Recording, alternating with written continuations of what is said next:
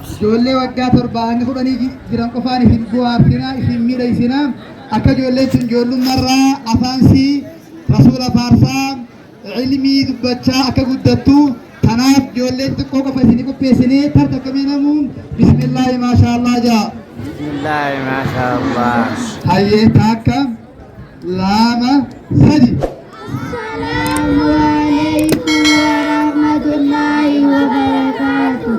Ahlan biyutina karim. Ahlan ahlan. Ahlan bika. Ya Rabbi ala awal bati maulida. Sikesa dinuf kabate iba wal gayunda.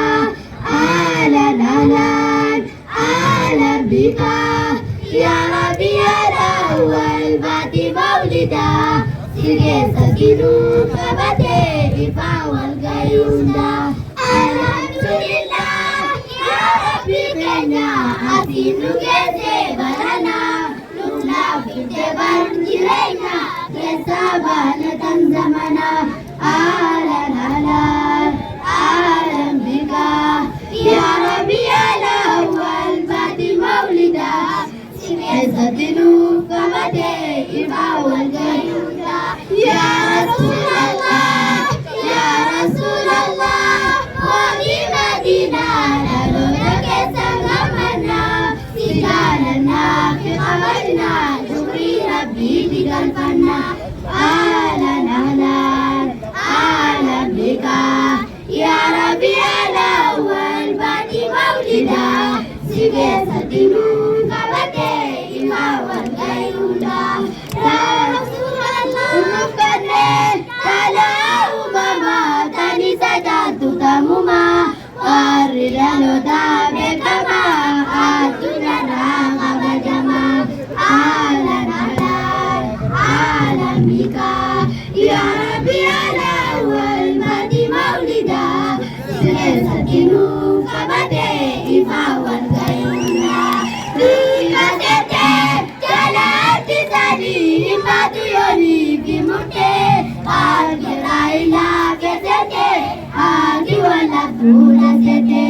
Ahlan ahlan, ahlan bika, Ya Rabbi ala awal bati maulida, sikesa dinuf kabate iba wal gayunda.